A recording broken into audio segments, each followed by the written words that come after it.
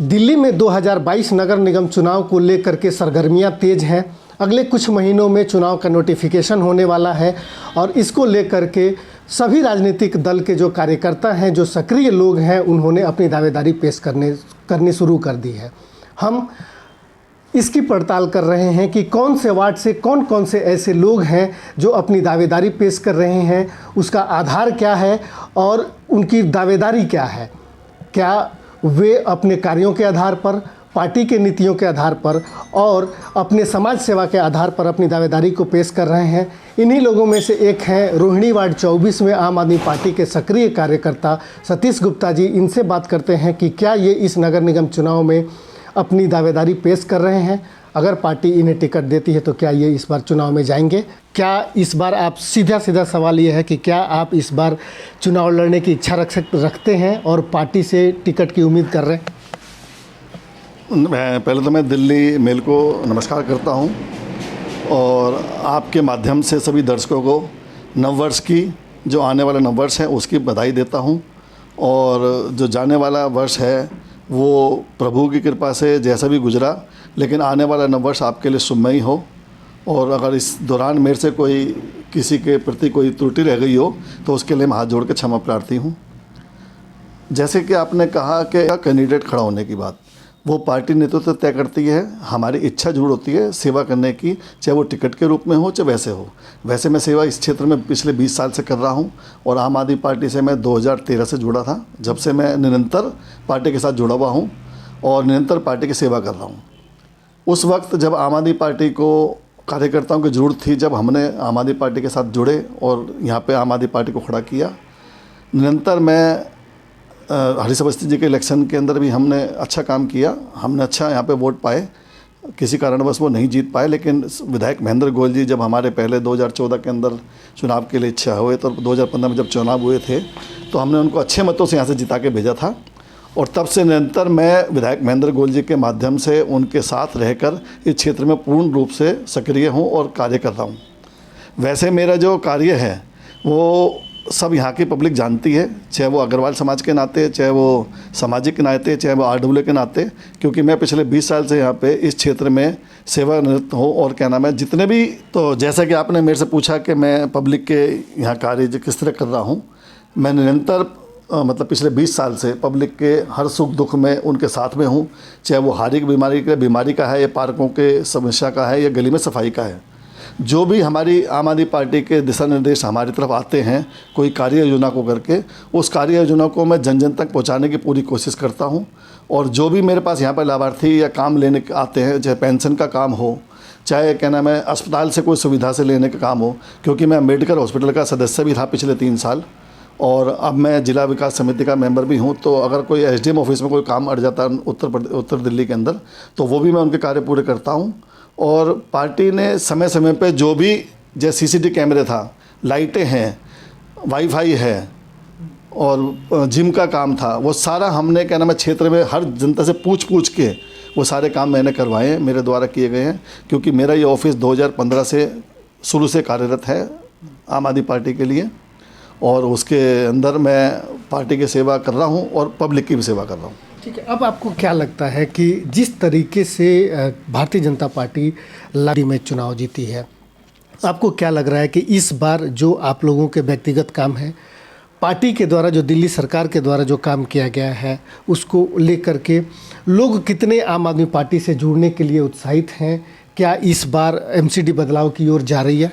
देखिए, बिल्कुल निश्चय ही क्या नाम है, हर पब्लिक चाहती है कि दिल्ली के अंदर आम आदमी पार्टी की सरकार एमसीडी में आनी चाहिए। क्योंकि पिछले 15 साल से भाजपा की जो एमसीडी में सरकार है भ्रष्टाचार से युक्त है और हर कार्य में भ्रष्टाचार हो रहा है, चाहे वो सफाई को लेके हो या बिल्डिंगों को लेके हो। आपने देखा होगा मीडिया के माध्यम से भी और पब्लिक के जमानों के माध्यम से भी, हर पार्षद को लैंटरमैन कहा जाता है। यानी कि एक पार्षद की अगर आप 1 साल की कमाई लगा लीजिए तो 270 क्या नाम है निगम पार्षद हैं, उसमें से तकरीबन 200 के आसपास भाजपा के पार्षद हैं। आप उनकी कमाई लगा लीजिए कि कितना पूरे साल के अंदर भ्रष्टाचार इस दिल्ली के अंदर हो रहा है, लेकिन कोई बोलने वाला नहीं है। पब्लिक इस टाइम बदलाव की तरफ मुड़ चुकी है। जिस तरह अभी हाल ही में चंडीगढ़ के अंदर निगम के चुनाव हुए, पहली बार हमारी पार्टी चंडीगढ़ के अंदर उतरी और हमने 14 सीट उसमें हासिल की। मैं भी उसके अंदर कैंपेनिंग के अंदर गया था, चंडीगढ़ के अंदर 2 दिन हमने लगाए। तो उसके अंदर हमें बड़ा गर्व के साथ कहना पड़ता है कि वहाँ की पब्लिक भी बदलाव चाह रही थी और यहाँ दिल्ली की पब्लिक भी बदलाव चाह रही है एमसीडी के अंदर। अच्छा, एक सवाल ये भी है कि यदि मान लीजिए कि पार्टी जो है अपने स्तर पर पार्टी अपने नीतियों के आधार पर वो चुनाव करती है कि टिकट किसको दिया जाता है, अगर टिकट बाय द वे आपको नहीं मिलता है, फिर आप चूँकि लंबे समय से पार्टी के साथ जुड़े रहे हैं, अब आपका अगला कदम क्या होगा? नहीं, मैं पार्टी का सच्चा सिपाही हूँ, पार्टी का कर्मठ कार्यकर्ता हूँ और मैं पार्टी के साथ हूँ। पार्टी जिसको भी चुनेगी, मैंने आपको पहले बोला था कि पार्टी जिसको भी टिकट देगी मैं उसके साथ हूँ। परंतु मैं अपनी जो दावेदारी कर रहा हूँ वो मैं अपने व्यक्तिगत रूप से कर रहा हूँ, क्योंकि मेरे जो कार्य है वो विधायक महेंद्र गौर जी अच्छी तरह भली बातें जानते हैं कि मैंने क्षेत्र में पब्लिक की कितनी सेवा की है। पब्लिक जानती है कि मैंने पब्लिक के कितने कार्य किए हैं। मैं घर घर तक मेरा अपना जो एक संपर्क है वो मेरे काम आएगा। उसी प्रतिफल के कारण मैं अपनी टिकट मांग रहा हूँ और पब्लिक मेरे को चाहती है कि आप आइए निगम के अंदर, आपको इस बार हम जिता के भेजेंगे।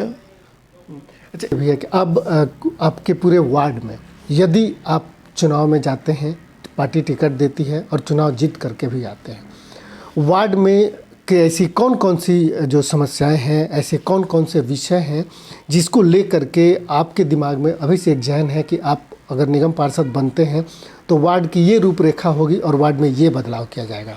देखिए, सबसे पहले तो निगम के अंदर जो सबसे महत्वपूर्ण कार्य है वो है सफाई का, पार्कों का और गलियों का और नालियों का। मेरा सबसे पहला फोकस रहेगा कि पार्कों का सौंदर्यीकरण, पार्कों की सफाई, गलियों की सफाई, नाली की सफाई। अगर ये 3 चीज़ पे हम कंट्रोल कर लेते हैं, और मैं करके दिखाऊंगा क्योंकि मेरे को एक्सपीरियंस है अपने लाइजन वर्क का और काम कार्य का मुझे एक्सपीरियंस है, ये मैं कर सकता हूँ, मेरे को पूर्ण विश्वास है। इसके बाद में जो भी हमारे कहना में, जैसे इस क्षेत्र में बिल्डिंगों के अंदर जो लैंटरमैन कहा जाता है पार्षद को, मैं किसी भी बिल्डर से, किसी भी कहना में, किसी को व्यक्तिगत अगर अपने घर पे कोई छोटा मोटा कार्य करना है या कोई कमरा बनाना है अपने ज़रूरत के अनुसार, तो उससे 1 पैसा एमसीडी के अंदर खर्च नहीं होने दूंगा, ये मेरा पक्का वादा है। हाँ, अगर कोई व्यापार के नज़रिए से अगर कोई काम करता है तो देखिए उसके लिए हम रोक भी लगाएंगे और उस पर कंट्रोल भी करेंगे और उस पर लगाम भी लगाएंगे। अच्छा, अपने सफाई व्यवस्था भारतीय जनता पार्टी के पास थी, विधायक का जो काम है उसको लेकर के और जो भारतीय जनता पार्टी के निगम पर जो आरोप है उसको लेकर के किस तरीके से आप लोगों के बीच में जाने वाले हैं? विधायक का जो काम है वह नगर निगम चुनाव में कितना कारगर साबित हो सकता है, कितना मददगार साबित हो सकता है? देखिए, निश्चित रूप से जो हमारे विधायक महेंद्र गौर जी का जो फंड होता है वार्ड 24 में तकरीबन वो मेरे द्वारा खर्च किया जाता है। उनके जितने भी एस्टीमेट, सरकारी कामकाज और सरकारों से संपर्क करना, मतलब अलग अलग विभागों से संपर्क करना, वो मेरा विधायक महेंद्र गौर जी के प्रतिनिधि होने के कारण मेरा दायित्व बनता है और मैं मैक्सिमम कोशिश करता हूँ कि वो कार्य पूरे हों। एमसीडी कई कामों में हमारे, क्योंकि ये जितने भी कार्य हैं वो सारे एमसीडी के द्वारा होते हैं, लेकिन फंड विधायक महेंद्र गौर जी का लगता है या एमएलए का लगता है, तो उस कारण लेकिन कई बार एमसीडी वाले चाहते हैं कि नमे के कार्य ना हो ताकि इनको बढ़ाई ना हो। लेकिन पब्लिक जो चाहती है, पब्लिक को सब समझ में आती है कि अगर क्या नाम विधायक पैसे दे रहा है और एमसीडी में अगर एमसीडी वाले कार्य नहीं होने दे रहे, चाहे किसी कारण भी हो सकता है, तो वो एमसीडी की नाकामी का एक निकम्मापन है कि वो अगर कोई सरकार पैसे दे रही है, कोई एमएलए के फंड से पैसे आ रहा है, तो वो अपने क्षेत्र में विकास तो करे। जब ये विकास का बोलते हैं कि हम विकास कर रहे हैं, जो विकास करवा रहे हैं, कर रहे हैं, उनको करने नहीं देते। लेकिन उसके बावजूद भी, क्योंकि हमारे विधायक महेंद्र गौर जी एमसीडी में सदन के सदस्य भी हैं एमसीडी के अंदर, तो इसलिए वो जाके सदन में अपनी आवाज़ उठाते हैं और वो समय समय पर हमारे कार्य पूरे भी होते हैं। अभी कुछ कार्य पिछले 1 साल से बंद पड़े हैं, हमने एमसीडी को पैसे भी दे रखे हैं। कुछ कार्य ऐसे हैं जो आज तक वो टेंडर भी हो चुके, सब कुछ हो चुके, लेकिन यहाँ के नेता लोग उस कार्य को होने नहीं दे रहे। 2013 से जब से पार्टी खड़ी हुई, नगर निगम चुनाव को लेकर के बहुत सारे कार्यकर्ताओं की फौज है, बहुत से ऐसे लोग हैं जिन्होंने बहुत मजबूती के साथ पार्टी के साथ वो खड़े रहे, लोगों के बीच में रहे और उन्होंने पार्टी के लिए भी काम किया। बहुत से दावेदार भी हैं, आपके वार्ड में भी बहुत से दावेदार हैं। आपको क्या लगता है कि पार्टी इस बार प्रत्याशी के चुनाव के लिए आपको चुने या किसी और को चुने, उसके लिए क्या आधार हो सकता है और आपकी अपनी दावेदारी का सबसे प्रमुख आधार क्या हो सकता है? देखिए, चुनाव लड़ना हर एक का हक है।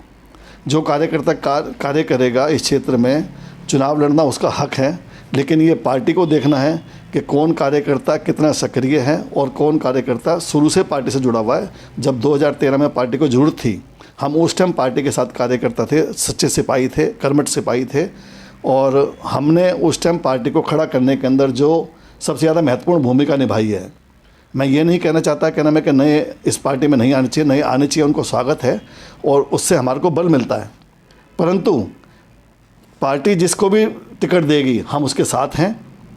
मैं अपना जो दावेदारी ठोकता हूँ वो मैं अपने कार्यशैली के ऊपर ठोकता हूँ, कर्मठता के कार्य ठोकता हूँ, और जो पब्लिक से मेरा जनसंपर्क है, पब्लिक में जो मेरा प्यार है, उस प्यार के नाते मैं टिकट मांग रहा हूँ। अगर पार्टी मुझे सेवा का मौका देगी तो मैं निश्चित ये जीत पार्टी के झोली में डाल के दूंगा, वार्ड 24 एन से। ये मेरा पक्का वादा है आपसे, और मैं बिल्कुल उस क्षेत्र के अंदर भ्रष्टाचार नहीं होने दूंगा। कहते सब हैं लेकिन मैं करके निभाऊंगा। जिस तरह हमारे माननीय मुख्यमंत्री अरविंद केजरीवाल जी बोलते हैं कि भ्रष्टाचार का एक ही खाल केजरीवाल, इसी तरह यहाँ पर वार्ड 24 में कहला दूंगा कि अगर भ्रष्टाचार का कोई काल है तो वो सतीश गुप्ता है। एक सवाल ये भी है कि रोहिणी रिठाला विधानसभा में अगर बात करें, और रोहिणी में जो है आप यहाँ पर लगातार विधायक महेंद्र गोयल जी के प्रतिनिधि के रूप में काम करते हैं, कर्मचारियों का बहुत बड़ा अभाव है। ऐसे में आप जो दावा कर रहे हैं उसको वो कैसे पूरा कर पाएंगे, जबकि कर्मचारी ही नहीं है नगर निगम में? देखिए, कर्मचारी बहुत हैं, काम करने की इच्छा होनी चाहिए। जो व्यक्ति कर्मचारी रिटायर हो रहा है उसके बदले में एक भी आज तक भर्ती नहीं हुई है एमसीडी के अंदर। क्या कारण है कि उनको सैलरी नहीं दी जाती, और अगर कोई रिटायर हो गया तो उसके बाद में रखे नहीं जाते। जब इतना पैसा, इतना फंड एमसीडी के अंदर आता है, इतना हाउस टैक्स आता है, कन्वर्जन चार्ज आता है, आप ये बताइए कि आज तक एमसीडी का जो कन्वर्जन चार्ज था वो कहाँ गया? जो पार्किंग के नाम पे इन्होंने पब्लिक को लूट मचाई करी और वो पब्लिक पे पैसा लिया पार्किंग के नाम का, आज वो कहाँ गया? आज तक उन पे से किसी पे काम नहीं हुआ। क्यों इनको जरूरत पड़ी स्कूलों को बेचने की और पब्लिक की जो प्रॉपर्टी है एमसीडी की उसको बेचने की जरूरत क्या पड़ रही है कि उसी से जब आदमी काम कर सकता है? ये भ्रष्टाचार कम कर दें। हमारे केजरीवाल जी का एक ही सपना है, वही फंड उस टाइम था दिल्ली सरकार में, जब दिल्ली सरकार केजरीवाल जी के पास आई थी 32,000 करोड़ का था, आज वो 65,000 करोड़ का हो चुका है। ये ईमानदारी का नतीजा है। ईमानदार अगर सरकार आएगी तो ये कार्य पूर्ण करके दिखाएगी, मेरा पूरा विश्वास है। बात है अभाव जो है फंड को लेकर के हमेशा से रहा है। बीजेपी शासित निगम भी इस बात को लेकर के रोना रोते रहा। क्या आपको लगता है कि यदि दिल्ली में आम आदमी पार्टी नगर निगम में भी आती है, राज्य में तो आम आदमी पार्टी है ही, क्या ये दोनों का तालमेल बनेगा और ये जो अभाव है वो ख़त्म होगा? देखिए, निश्चित रूप से अभाव कम होगा, परंतु क्योंकि एमसीडी के अंदर जो अधीन है वो सेंट्रल गवर्नमेंट के अधीन है, लेकिन उसके बावजूद भी वो किसी न किसी रूप में पार्ट है दिल्ली सरकार का, और दिल्ली सरकार पूर्ण रूप से चाहेगी। इसीलिए केजरीवाल जी दावा कर रहे हैं कि एमसीडी के अंदर आम आदमी पार्टी की सरकार आनी चाहिए, कि जो बीच में गैप है काम करने का, जैसे मैंने भी आपको पहले बताया, कुछ कार्य एमसीडी के थ्रू होते हैं, लेकिन चाहे फंड दिल्ली सरकार का लगता हो, लेकिन एमसीडी वाले उस कार्य को पूरा नहीं होने देते, तो वो निश्चित ही ये काम पूरे भी होंगे। और मैं आपको पूर्ण विश्वास दिला रहा हूँ दोबारा से कि जितने भी फंड की कभी कभी होने नहीं देंगे।